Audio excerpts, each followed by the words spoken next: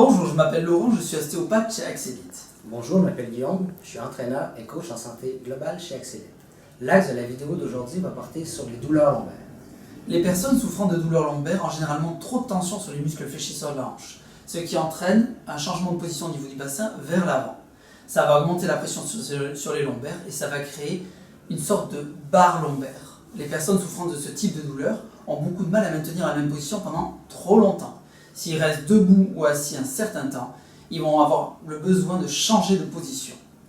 Dans ces cas-là, aller voir un thérapeute, c'est excellent, mais ce ne sera malheureusement pas suffisant.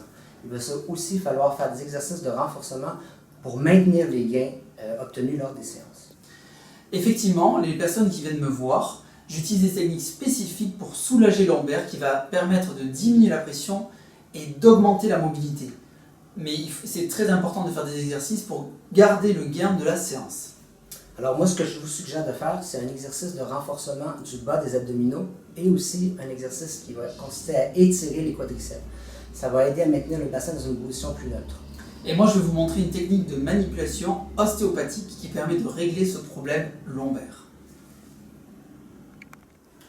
Je vais vous parler d'une technique spécifique que j'utilise en cabinet. C'est une technique ostéopathique qui va permettre de soulager les douleurs lombaires. Dans ce genre de douleur, le sacrum a tendance à partir en avant, ce qui va augmenter la tension entre le sacrum et les lombaires et provoquer toutes ces douleurs. Tiens, tu vas lever le bassin et le poser sur ma main. Maintenant, tu vas étendre tes jambes. Voilà, parfait. Là, ce qui se passe, c'est que j'ai ma main juste en dessous du sacrum. Ce que je vais faire, c'est petit à petit, je vais le ramener en arrière et ça va avoir pour effet de détendre tous les muscles, les ligaments et les articulations et donc soulager de manière efficace le bas du dos. Je vais maintenant vous montrer comment renforcer le bas des abdominaux.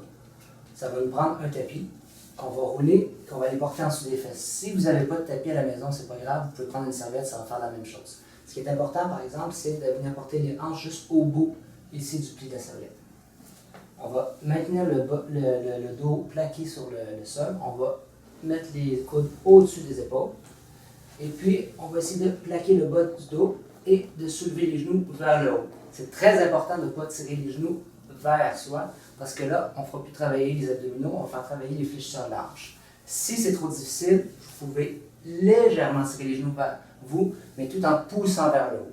Puis, on va essayer de maintenir la position pendant au moins 60 secondes.